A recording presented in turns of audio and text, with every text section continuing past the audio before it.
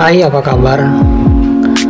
Format baru dari channel ini, sebuah hasil rekaman yang bisa didengar oleh pelanggan. Podcast ini dibuat dengan playlist ke paper, dalam arti kertas.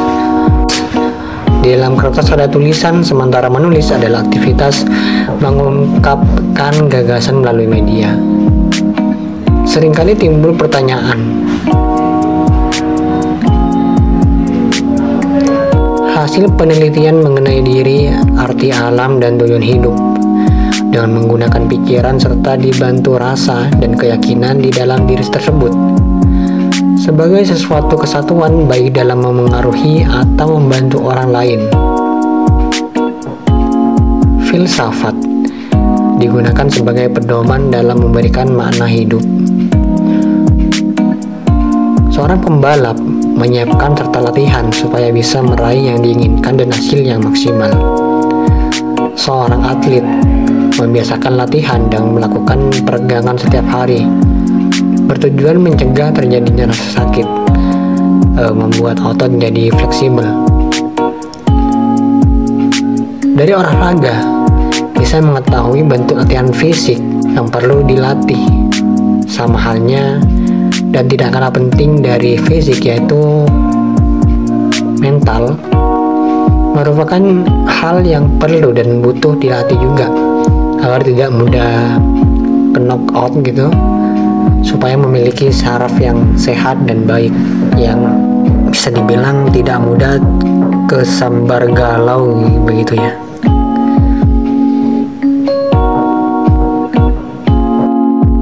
Sering mudah khawatir, sensitif, mudah tersinggung, mudah marah-marah. Itu biasanya gejala dari tidak sehatnya mental.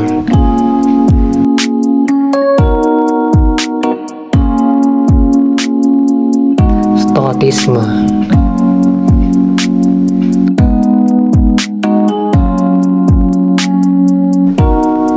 paham yang menemukan akar masalah sekaligus solusi dari emosi negatif.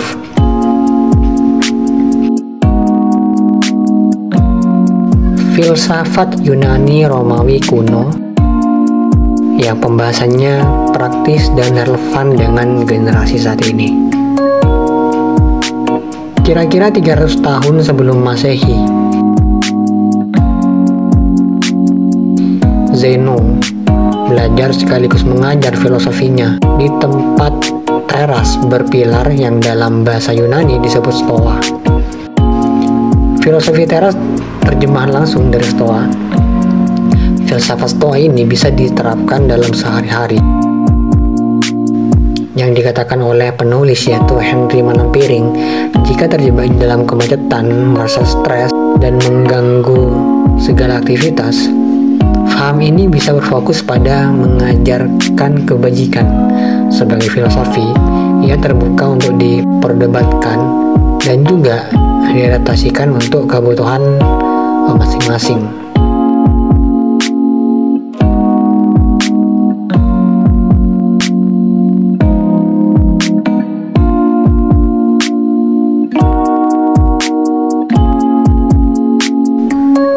Tujuan utama dari filosofi teras adalah hidup dengan emosi negatif yang terkendali dan hidup dengan kebajikan, atau bagaimana hidup sebaik-baiknya seperti seharusnya menjadi manusia.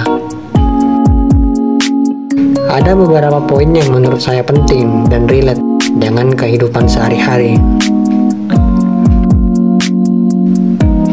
Yang pertama, dikoton kendali. Kalimat sederhana ini tadinya tidak asing. Kendali, begitu kan ya. Dalam hidup ada hal-hal yang dibawa kendali dan ada yang tidak dibawa kendali. Ada yang bisa dikendalikan dan ada yang tidak bisa dikendalikan.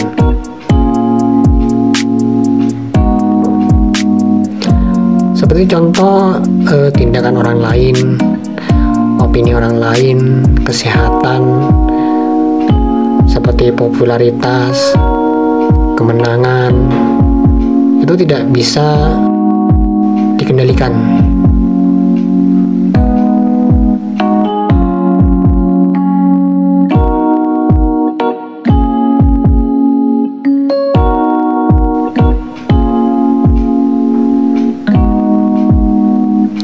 seperti juga opini, persepsi, keinginan, tujuan.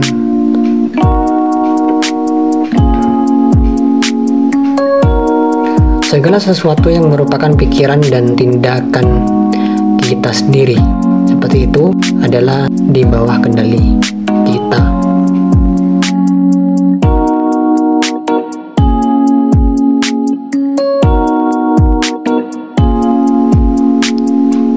Salah satu tokoh dari paham ini yaitu Epictetus menjelaskan bahwa hal yang di bawah kendali bersifat merdeka, tetapi hal yang di bawah kendali bersifat lemah. Ibaratnya bagai budak lah begitu, terikat dan ya milik orang lain.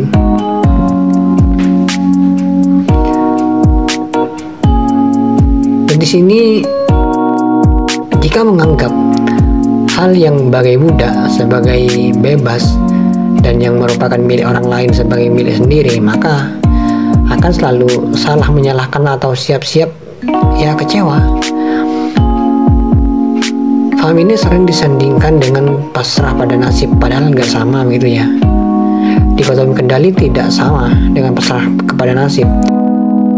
Di situasi tidak ada kendali pun selalu ada dari bagian diri yang tetap merdeka, yaitu pikiran dan persepsi.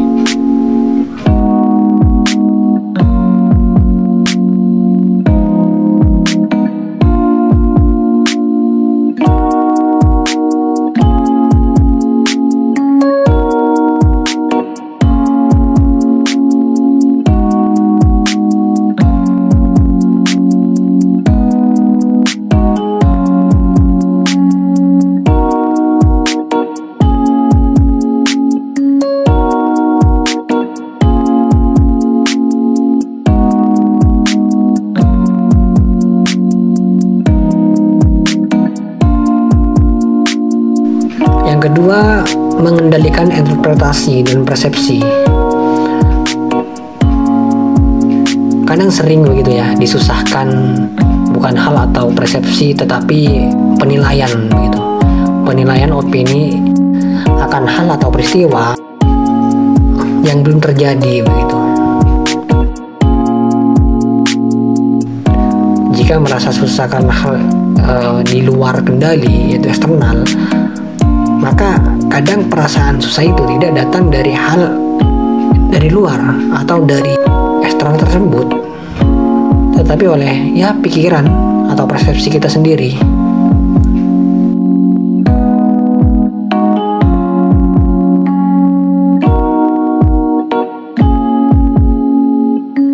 Dan sempurnanya kita itu punya kekuatan untuk mengubah pikiran dan persepsi. Dan kapanpun bisa dibilang emosi negatif itu adalah ini apa nalar yang tersesat begitu.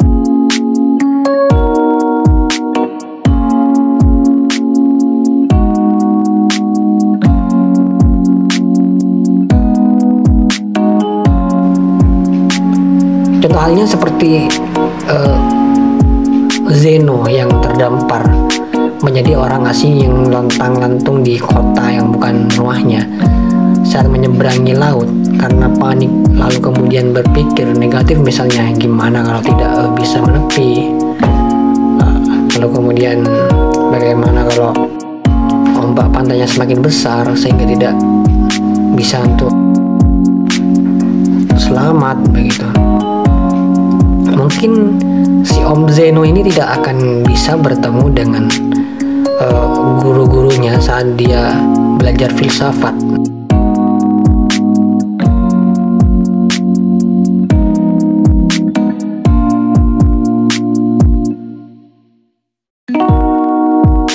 Dari sini kita punya kemampuan untuk tidak mengikuti penilaian otomatis tersebut.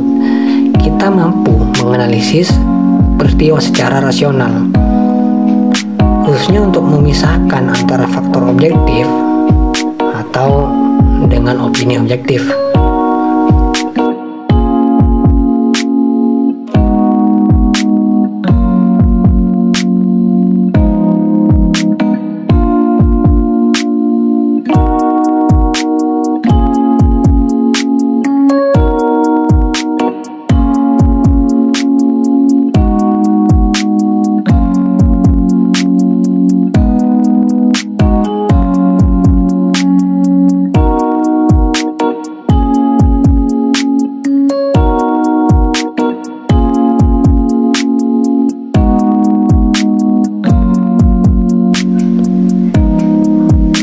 Dan yang ketiga, memperkuat mental.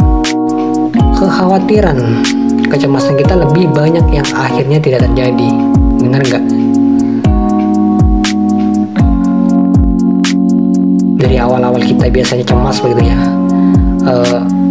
mau melakukan aktivitas, mau melakukan hal sehari-hari, terkadang jangankan melakukannya, kita berdiam diri, lalu kemudian dengan tatapan kosong dan mikir begitu ya, khawatir dan cemas, padahal itu masih belum dilaksanakan, padahal itu masih belum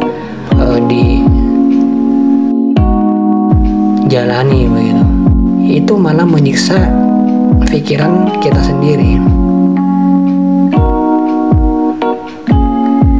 Kadang kalau dibandingkan dengan kenyataan yang sebenarnya begitu ya, dia tidak seburuk itu.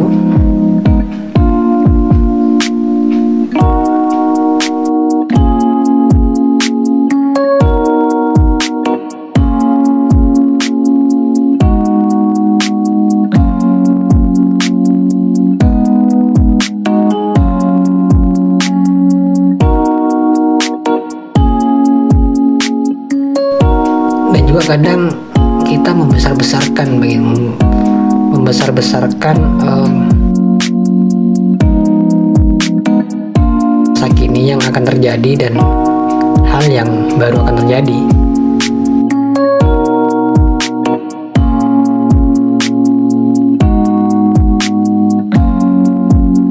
Mungkin itu saja ya yang bisa saya sampaikan dari beberapa isi buku Filosofi Teras ini. Semoga konten ini bermanfaat, dan sampai jumpa di video selanjutnya, dan bye.